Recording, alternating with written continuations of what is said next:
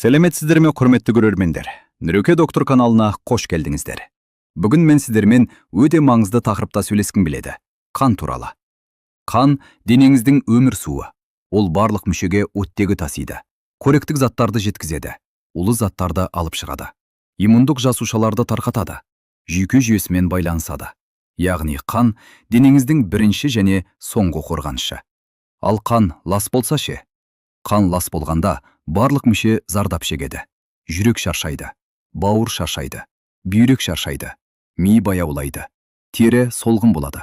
Адам шаршайды, ауырады, тезірек кәрленеді. Бүгін мен сізге екі тізім беремін. Бірінші тізім – қаныңызды ішінен улайтын 6 өнім. Сіз оларды мүмкін күн сайын пайдаланып жүрсіз. Екінші тізім – қанды тазалайтын, жаңартатын, күшейтетін 6 табиғи тағам. Олар дәріханада емес, дүкенде немесе базарда. Соңына дейін тыңдаңыз көрермендер. Бастайық. Тізімге кіріспес бұрын қан дегеніміз не екенін қысқаша айтып алайын. Өйткені қанды тазалау дегенді толық түсіну үшін алдымен қанның жұмысын білу керек. Қан плазма деп аталатын сұйықтықтан және ондағы жасушалардан тұрады.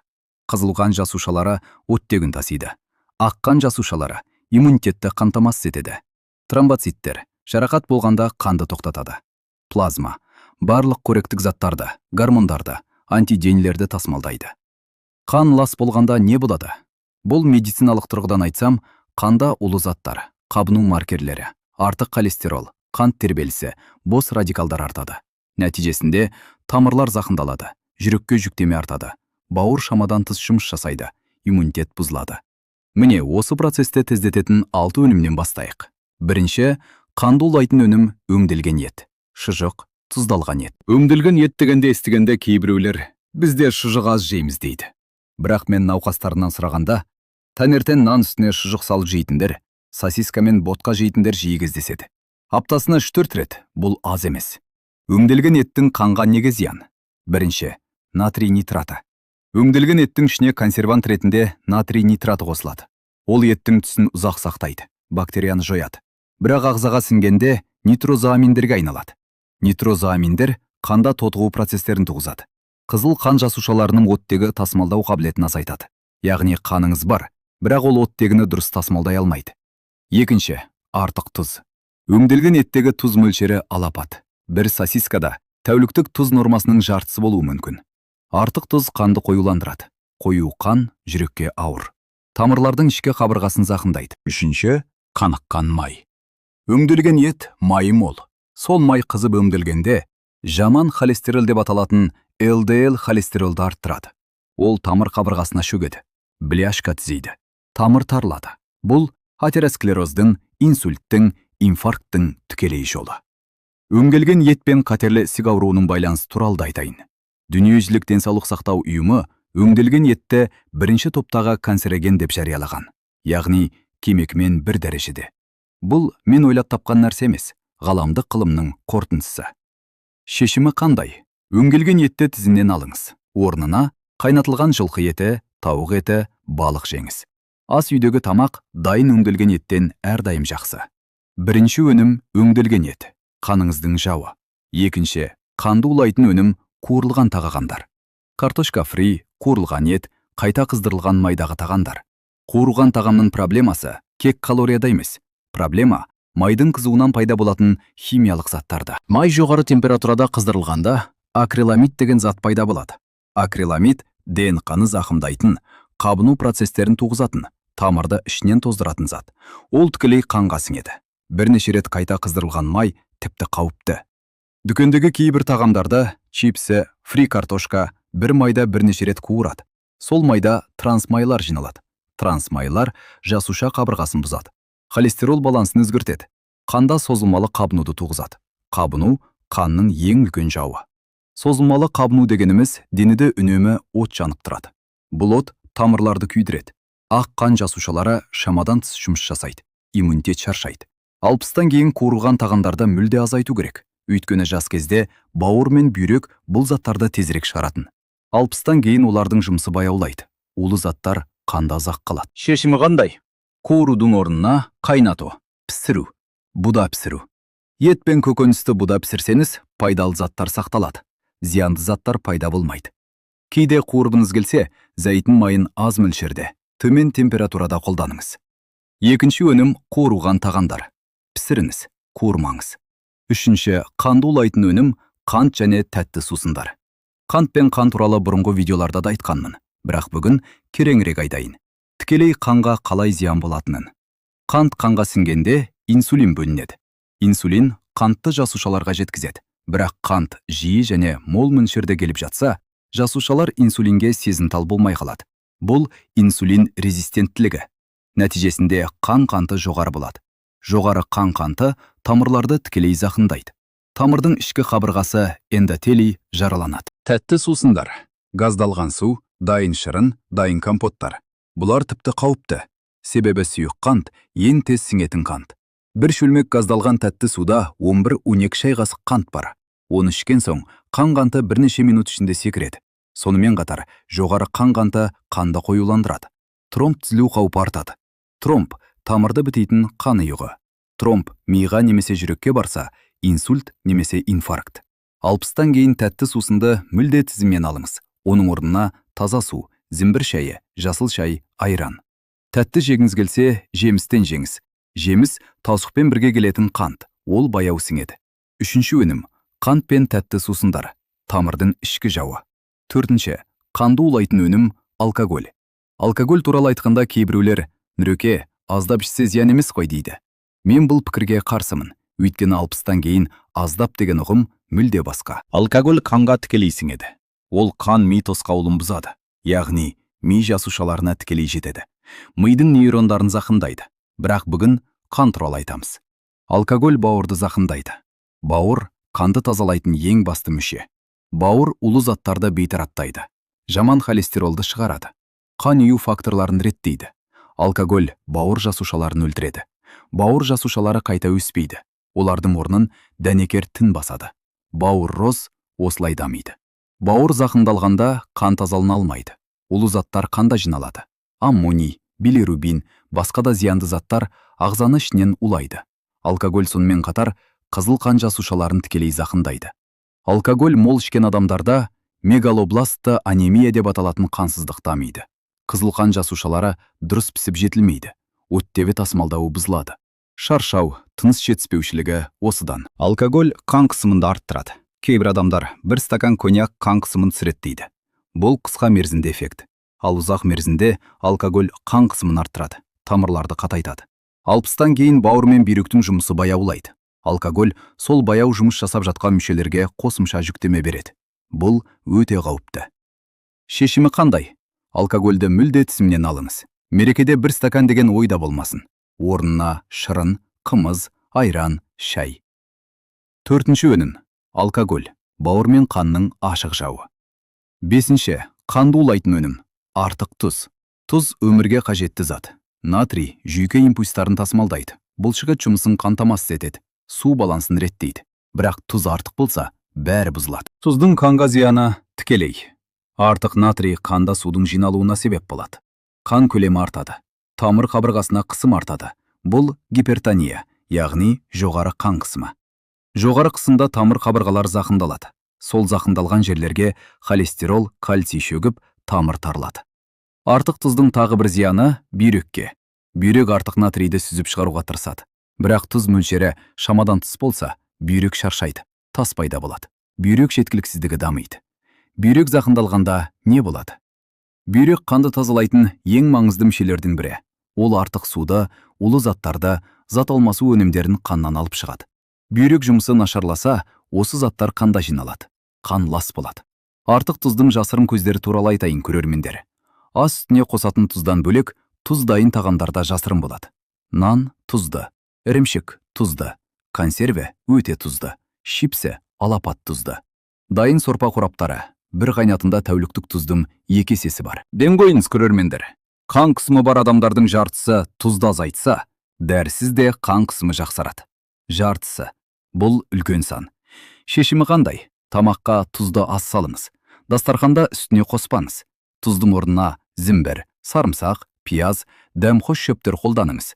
Өнімдердің құрамын оқыңыз. Натрий мөлшеріне назар аударыңыз. 5-ші өнім артық тұз.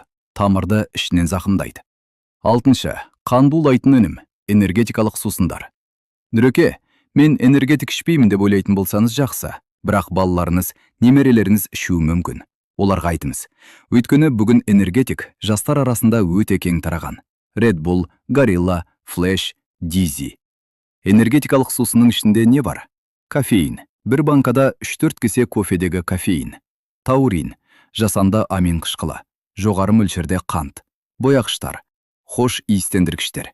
Осылардың бәрі бірдей уақытта қанға сіңеді. Кофеин жүрек ырғағын тездетеді, тамырды тарылтады, қан қысымын көтереді. 60-тан кейінгі адамға бір банка энергетик жүрек ырғағын бұзуы мүмкін. Аритмия жүрек ырғағы бұзылысы туғызуы мүмкін. Энергетиктегі жоғары қант бірден қанға сімеді, инсулин секіреді. Сонан кейін қант күрт түседі. Адам тағы шаршайды, тағы энергетик ішеді. Бұл тәуелділіктің басы. Энергетик пен алкоголь бірге ішілсе, тіпті қауіпті. Кейбір жастар осылай жасайды. Кофеин алкогольдің ұйқыратқыш әсерін жасырады. Адам өзін сергек сезінеді. Бірақ шын мәнінде алкоголь қандағы деңгейі жоғары. Жүрек пен тамырға қосудың бірдей соғуы. Энергетикті мүлде ішпеңіз көрермендер. Балаларыңызға, немерелеріңізге де ішпеңіздер деп айтымыз. Шаршасаңыз, жылы су, зімбір шайы немесе жасыл шай іш. Олар табиғи энергия береді. Қанды улайтын заттар жоқ. 6-шы өнім. Энергетикалық сусындар. Жастар мен жасқа толғандар бірдей, сақ болыңыз. Міне көрермендер, 6 зиянды өнімді айтып шықтық. Қайталайын. Өңделген ет қан жасушаларын зақымдайды. Қуырылған тағамдар тамырды тоздырады. Қант пен тәтті сусындар тамырдың ішкі қабырғасын жаралайды. Алкоголь бауырды зақымдап, қанды тазалауды тоқтатады. Артық тұз қысымды арттырып тамырды зақымдайды.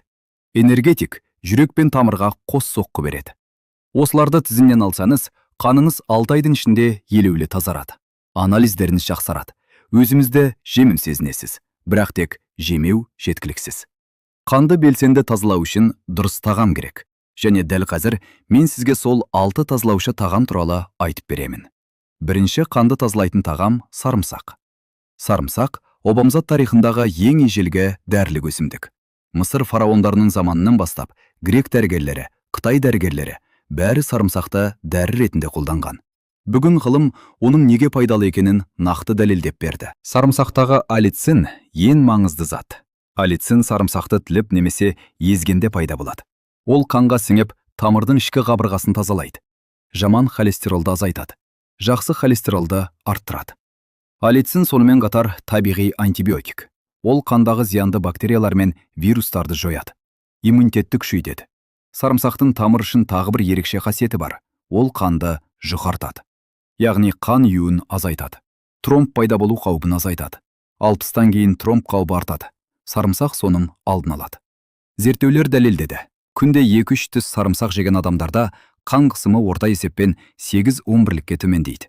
Бұл кейбір дәрілермен тең нәтиже. Қалай жеу керек?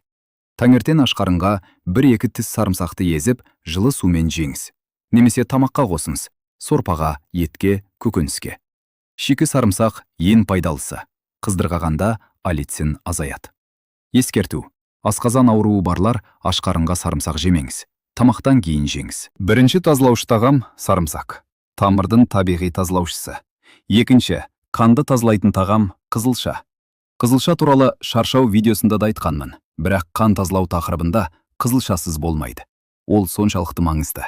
Қызылшаның қанға бірінші ерекше қасиеті кемір. Темір гемоглобиннің, яғни қызыл қан жасушаларының негізгі кірпіші. Кемір жетіспесе, қызыл қан жасушалары аз болады, немесе дұрыс пісіп жетілмейді, анемия дамиды. Ал қызылша кемірдің тамаша табиғи көзі. Фолий қышқылы қызылшаның тағы бір байлығы. Фолий қышқылы жаңа қан жасушаларының өндірілуіне тікелей қатысады. Ол жетіспесе, қан жасушалары дұрыс пісіп жетілмейді, мегалобласты анемия дамиды.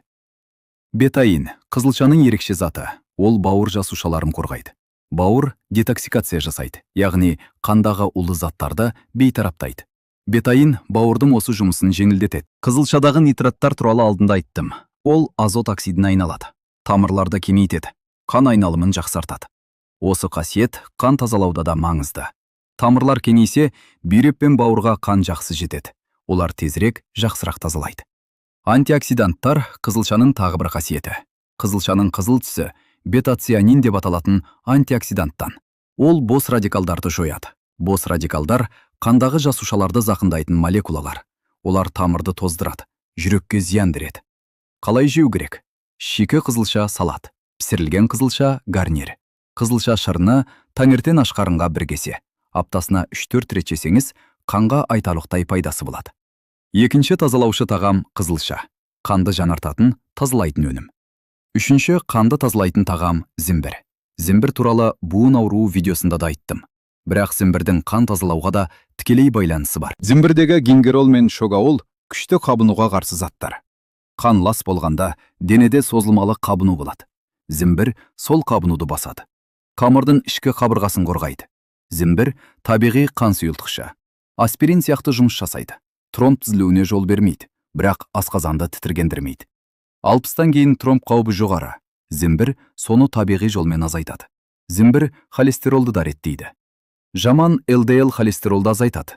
Жақсы ХДЛ холестеролды арттырады. Холестерол балансы дұрыс болса, қамырға шөгінді жиналмайды. Зімбір қан қысымында бәсеңдетеді. Қамырларды кеңейтетін заттарды өндіруге көмектеседі. Жоғары қан қысымы барлар зімбірді тізімге қосыңыз. Қалай пайдалану керек? Таңертең жылы суға жаңа зімбірдің бір кесімін тіліп салыңыз.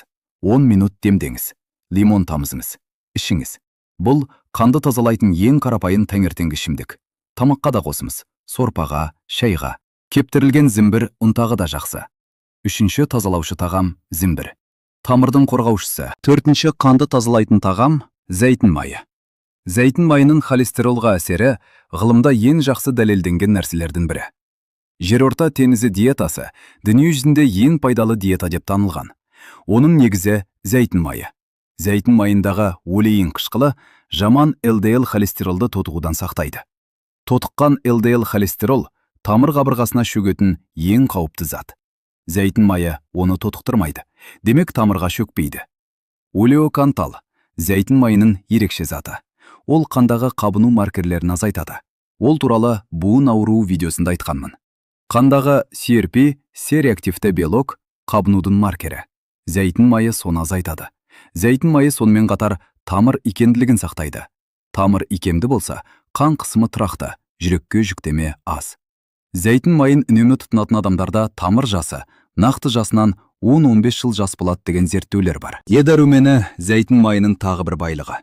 Е дәрумені антиоксидант. Ол қызылған жасушаларын тотығудан қорғайды.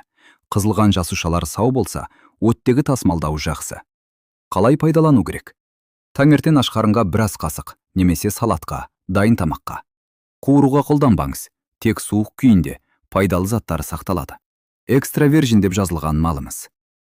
Төртінші тазалаушы тағам зәйтін майы. Тамырдың майлағышы мен қорғаушысы. Бесінші қанды тазалайтын тағам жасыл шай. Жасыл шай Азия елдерінде мыңдаған жылдан бері дәрілік ішімдік ретінде қолданылып келеді. Жапония мен Қытайда жасыл шай ішетін адамдар ішпейтіндерге қарағанда жүрек ауруынан өлім қаупі айтарлықтай төмен. Бұл кездейсоқ емес. Жасыл шайдағы катехиндер ең күшті антиоксиданттардың бірі. Олар бос радикалдарды жояды. Тамырды зақымдайтын тотығу процестерін тоқтатады. Бір кесе жасыл шайда жүздеген мың антиоксидант молекуласы бар. Жасыл шай жаман холестеролды азайтады. Бірнеше зерттеулерде күнде 3-4 кесе жасыл шай ішкен адамдарда ЛДЛ холестерол 10-15% азайған. Жасыл шай қан қысымына да оң әсер етеді. Катехиндер тамырды кеңейтетін азот оксидінің өндірілуіне көмектеседі. Тамыр кеңейсе, қысым азаяды. Жасыл шайдағы EGCG, эпигалокатехингалат, қандағы қабынуды азайтатын ең зерттелген зат. Ол тромб түзілуіне де жол бермейді. Бірақ бір маңызды ескерту. Жасыл шайда кофеин бар. Аз мөлшерде, қарапайым кофеден аз. Бірақ кешкісін ішпеңіз, ұйқыны бұзады. Таңертең немесе күндіз тамаша. Қалай демдеу керек? 80 градустан аспайтын суға демдеңіз. Қайнатқан суда катехиндер азаяды. 2-3 минут демдеңіз. Қансыз ішіңіз. Күнде 2-3 кесе жеткілікті. Бесінші тазалаушы тағам жасыл шай. Антиоксиданттар қоймасы. Алтыншы қанды тазалайтын тағам лимон. Лимон қарапайым, арзан, кез келген дүкенде бар, бірақ оның қанға пайдасы баға жетпес. Лимондағы С дәрумені ең маңызды антиоксиданттардың бірі. С дәрумені тамырдың ішкі қабырғасын, эндотелийді қорғайды. Эндотелий зақымданса, холестерол сол жерге шөгеді, бляшка түзейді. С дәрумені эндотелийді жанартады, бос радикалдардан қорғайды. Лимон қанды сілтілендіреді. Бұл туралы кейбіреулер таңданады. Лимон қышқыл ғой, қалай сілтілендіреді? Лимон қышқыл, бірақ ағзада өңделгенде сілтілік реакция береді. Қан сілтілік жағына ауысса, улы заттар тезірек шығарылады, бүйрек жеңілірек жұмыс жасайды. Лимондағы флавоноидтар тамырды нығайтады. Тамыр қабырғасы серпімді болса, қан қысымы тұрақты, тромб пайда болу қаупі аз. Лимон темірдің сіңімін де жақсартады. С дәрумені кемірмен бірге жесеңіз, кемір 2-3 есе жақсы сіңеді. Яғни, қызылшаны лимон шырынымен жесеңіз, бұршақты лимонмен жесеңіз, кемір сіңімі еселеп артады. Қалай пайдалану керек? Таңертең жылы суға жарты лимон шырынын сығыңыз. Зімбірде қосыңыз. Тамаша комбинация. Тамаққа лимон шырынын тамызыңыз. Салатқа лимон шырыны мен зәйтін майы. Шайға 1 кесім лимон. Ескерту. Асқазан жарасы немесе жоғары қышқылдығы барлар ашқарынға лимон ішпеңіз. Тамақтан кейін ішіңіз. 6. Тазалаушы тағам. Лимон. С дәруменінің патшасы. Міне, 6 тазалаушы тағамды да айтып шықтық. Енді осыларды қалай күнделікті өмірге енгізу керектігін айтайын. Таңертең тұрғанда 1 стакан жылы суға жарты лимон шырынын сығыңыз. Зімбірдің 1 кесімін тіліп салыңыз. 10 минут демдеңіз. Ішіңіз. 5 минут. Бүкіл күнімізге тамаша бастама. Жарты сағаттан кейін таңертеңгі тамақ. Жұмыртқа немесе ірімшік жанына 1-2 тіс сарымсақ езіп жеңіз. Таңғы асқа немесе арасында 1 кесе жасыл шай, қантсыз. Түскі тамаққа зәйтін майы тамызыңыз. Жанына қызылша салаты, лимон шырыны мен зәйтін майымен. Кешкісін жасыл шай немесе зімбір шайы. Осы қарапайым тәртіп күнделікті өмірге оңай енеді. Қымбат емес, уақыт алмайды. Бірақ қанға үлкен пайда. Міне көрермендер, бүгінгі видеоны қорытындылайық. Қанды улайтын 6 өнім. Өңделген ет қан жасушаларын зақымдайды. Қуырылған тағамдар тамырды тоздырады. Қант пен тәтті сусындар тамырдың ішкі қабырғасын жаралайды. Алкоголь бауырды зақымдайды. Артық тұз қысымды арттырады. Энергетик жүрек пен тамырға қос зиян береді. Қанды тазалайтын 6 тағам. Сарымсақ тамырды тазалайды. Қызылша қанды жаңартады. Зімбір қабынуды басады. Зәйтін майы холестеролды реттейді. Жасыл шай антиоксиданттармен қорғайды. Лимон С дәруменімен тамырды нығайтады. Осы 2 тізімді ойыңызда ұстаңыз. 1 тізімді тізіммен алыңыз. 2 тізімді дастарханыңызға қосыңыз. 6 айдан кейін анализ тапсырыңыз. Нәтижені өзіңіз көресіз. Бүгінгі видео пайдалы болды деп ойласаңыз, лайк басыңыз. Жақындарыңызға жіберіңіз. Жазылыңыз. Алдағы видеолар одан да маңызды болады. Денсаулықтарыңыз мықты болсын. Қандарыңыз таза болсын көрермендер. Сау болыңыздар.